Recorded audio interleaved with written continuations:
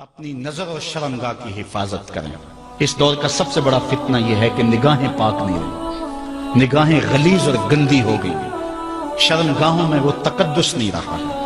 حضور علیہ السلام نے ارشاد فرمایا، من زنا زنیا بہی ولو بہی تانے دارے ہیں، جس شخص نے زنا کیا یہ عمل اس کے گھر بھی لوٹے گا اگرچہ اونچی اونچی دیواریں کیوں نہیں کر دیتے۔ یہ مکافات عمل ہے۔ گندم از گندم بروید جو ز جو، از مکافات عمل غافل مشو۔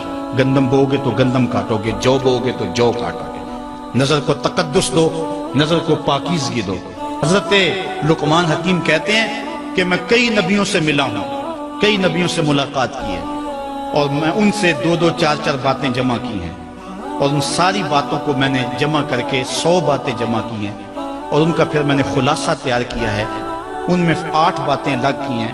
ان 8 باتوں میں ایک بات یہ ہے، جب کسی کے گھر جاؤ تو نظر کو حفاظت میں رکھو۔ جس شخص کے مہمان بنو، جس کے گھر جاؤ، تمہاری نظر نہ بھٹکنے پائے۔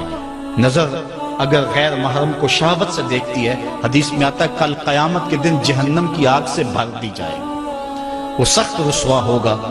آج میڈیا کی آوارگی اور انٹرنیٹ پہ جو کچھ ہو رہا ہے، ٹیلی ویژن اور سینما جو بدتمیزی پھیلا رہے ہیں، اور موبائل پیکج جس طرح بے حیائی کو فروغ ہو رہا ہے، ہم اس کے خلاف پوری قوت کے ساتھ بند باندھیں۔ اپنی اولادوں کے ہاتھوں سے ناول چھین لو، ان کے ہاتھوں سے جو ہے وہ فلمیں چھین لو، ان کی خلوتوں پہ نظر رکھو اور ان کی حفاظت کرو۔ جس شخص کی نظر پاک نہیں ہے، اس کے من میں طہارت نہیں آ سکتی ہے۔ دل پاک نہیں ہے، اس کو جو ہے وہ باطن کا نور نصیب نہیں ہو سکتا۔ وائے قوم کشتہ تدبیر غیر، کار او تخریب خود تعمیر غیر، از حیا بیگانہ پیرانے کہن، نوجوانہ چوں زنا مشغول تن۔ کتنی حکمت والی بات کہی اقبال نے۔ وہ اپنے دور کا دکھڑا سناتا ہے، جس دور سے ہم گزر رہے ہیں اب تو عجیب حال ہو گئے۔ اقبال کہتا ہے یہ جو میرا دور ہے، جوان تو جوان رہے، بوڑھوں کی نظروں میں حیا نہیں رہا۔ از حیا بیگانہ پیرانے کہن، بوڑھے لوگوں کی آنکھوں میں بھی اقبال کہتا ہے حیا نہیں رہا۔ نوجوانہ چوں زنا مشغول تن، اور نوجوان عورتوں کی طرح اپنے تن کے ساتھ لگے ہوئے ہیں، اپنے تن کو سنوارنے میں ہر وقت کنگھی پٹی میں لگے ہوئے ہیں۔ یہ مردوں کا کام نہیں ہوتا، یہ دلیروں اور بہادروں کا کام نہیں ہوتا، یہ عورتوں کے وظیفے ہیں۔ در دل شاں آرزوہا بے ثبات، مردہ زائن از بطون امہات۔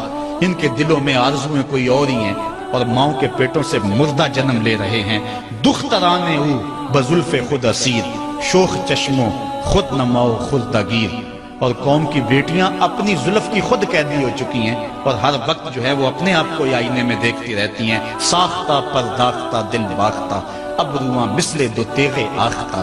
وہ جو گھر کی رونق تھی، جو آبرو اور حیا کا دوسرا نام تھا، آج وہ دل پھینک قسم کی ہو گئی ہے۔ آہ قوم میں دل سے حق پرداختہ، مرد و مرگ خویش را نہ شناختہ۔ اقبال کہتا ہے ہائے قوم کہ جو مر گئی اور اسے ابھی تک پتہ ہی نہیں چلا کہ میں مر چکی ہوں اور جینے کا سامان نہیں کرتی۔ حضور نے فرمایا ہر دین کی کوئی پہچان ہوتی ہے، میرے دین کی پہچان حیا ہے۔ اگر حیا نہیں ہے تو دین ہی نہیں ہے۔ ہم نے جس دور میں اپنے ماں باپ سے دین سیکھا تو اس وقت اتنے فرقے بھی نہیں تھے، نہ بات بات پہ شرک کے فتوے لگتے تھے، اور نہ ہی لوگ دین کو کاروبار بنائے ہوئے تھے۔ اس وقت کوئی کھڑا ہو کے نعت بھی پڑھتا تھا تو اس کی آنکھیں بند ہوتی تھیں اور تصور مدینے کی گلیوں کا طواف کر رہا ہوتا تھا۔ اور اگر کوئی پیر طریقت تھا تو اس کا مقصد مخلوق کو اللہ تک پہنچانا تھا، لوگوں کا دل اپنی جانب موڑ کے مائل کر کے اپنی جیب گرم کرنا مقصد نہیں تھا۔ اس وقت عالم دین لوگوں کی عقیدتوں کو سمیٹ کر کے، گھیر کر کے، اپنی عقیدت کے دائرے میں ڈال کر کے ان سے سطحی مفاد حاصل کرنے کا دھندا نہیں کرتے تھے۔ اس وقت عالم دین بندے کو گناہ سے نکال کر کے اللہ کی دہلیز پہ سجدہ ریز کرنے کا کام کرتے تھے۔ اور آج ہم دیکھتے ہیں کہ فرقہ پرستوں نے اسلام کو توڑ کے رکھ دیا، اور جو لوگ بیچارے اللہ کے حضور سجدہ ریز ہوتے ہیں، ان پر شرک کے اور بدعت کے فتوے لگا کر کے ان کو اسلام سے بدزن کرنے کی کوشش کی، اور نعت خوانیاں ایک بہت بڑا کاروبار بن گیا، اور پیری مریدی ایک بہت بڑا دھندا بن گیا، تو اس دور کے اندر اپنی اولاد کو سنبھالنا، وہ طرح طرح کے سوال کرتی ہے، پوچھتی ہے، تو پھر ان کو دین پر مطمئن رکھنا اتنا آسان کام نہیں ہے۔ ہمارے والدین نے ہماری تربیت کی تو ان کے لیے قدرے آسان تھا، لیکن ہمارے لیے اپنی اولاد کو سنبھالنا اور دین کی راہ پر ڈالنا قدرے مشکل ہے۔ لیکن ہمارے والدین نے جو آسان کام کیا تھا اس کے لیے بھی بڑی محنت کی تھی، اور ہم اپنی اولاد کے لیے کیا اتنی محنت کر رہے ہیں جتنی محنت ہمارے والدین نے ہمارے اوپر کی تھی۔ تو اگر ہم نہیں کر رہے تو پھر ہماری اگلی اولادیں یا ان کی اگلی نسلیں پھر کن ہاتھوں میں ہوں گی؟ تو اس لیے ہمیں خاص طور پہ سوچنا چاہیے۔ میں نے قرآن مجید کی جو آیت کریمہ پڑھی ہے اس میں ارشاد فرمایا، اپنے آپ کو اور اپنی اولاد کو دوزخ کی آگ سے بچا لو جس کا ایندھن انسان اور پتھر ہے۔ تو مجھے اور آپ کو اپنی اولاد کی حفاظت کرنی چاہیے۔ بعض اوقات ہم وطن چھوڑ کے یہاں آتے ہیں اس لیے کہ ہماری اولادوں کا مستقبل ٹھیک ہو جائے۔ ہم خود پردیس کاٹ لیتے ہیں، تنہائیاں کاٹ لیتے ہیں، اذیتوں سے گزر جاتے ہیں، لیکن اولاد راہ مستقیم سے بھٹک جاتی ہے تو ہم نے ان کی دنیا کی زندگی کی تو سنوار دی، لیکن جو حقیقی ابدی اور سرمدی زندگی ہے جو کبھی ختم ہونے والی نہیں ہے تو وہ برباد ہوگی۔ تو ہم نے اپنی اولاد کا بھلا نہیں کیا ہے، اپنی اولاد کا نقصان کیا۔ تو ہمیں چاہیے کہ ہم اپنی اولادوں کی حفاظت کریں، اور اولادوں کی حفاظت کیا ہے؟ ان کے اخلاق اچھے ہوں، ان کا کردار خوبصورت ہو، ان کے دین کی حفاظت ہو، اور وہ ایک صالح، سچے اور کھرے مسلمان کے صورت اپنی زندگی گزارنے کی مشق کریں، اور اس کا عملی نتیجہ ہماری آنکھوں کے سامنے ہو۔ میرے حضور نے ارشاد فرمایا کہ اپنی اولادوں کو 3 چیزیں سکھاؤ۔ پہلی چیز حب نبیکم، اپنی اولاد کو نبی کریم علیہ السلام کا پیار سکھاؤ۔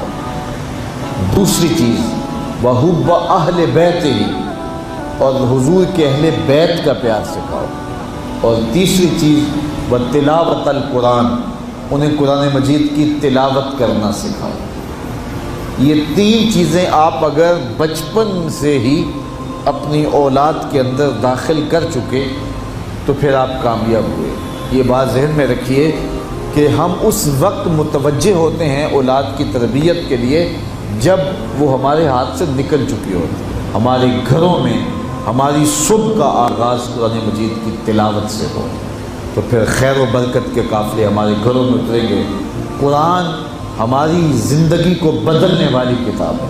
جب ہمارا ربط اس کتاب سے ہو جائے گا، پختہ تعلق اس کتاب سے قائم ہو جائے گا، تو پھر زمانے کی تیز آندھیاں بھی ہمارے پائے استقلال میں لغزش نہیں لا سکتی ہیں، نہ ہمارے عقائد میں خرابی آ سکتی ہے، نہ ہمارے عمل میں کمزوری آ سکتی ہے۔ اس لیے ہمیں معمول کے طور پہ قرآن مجید کو اپنی زندگیوں میں شامل کرنا چاہیے اور اپنی اولاد کو اس کا خوگر بنانا چاہیے۔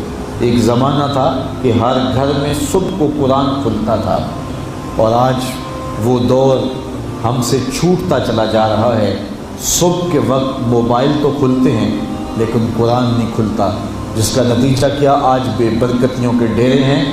کثرت مال کے باوجود بھی ہم بے برکتی کی بات کرتے ہیں، اس لیے کہ ہمارے گھروں میں قرآن مجید کا چراغاں نہیں ہے۔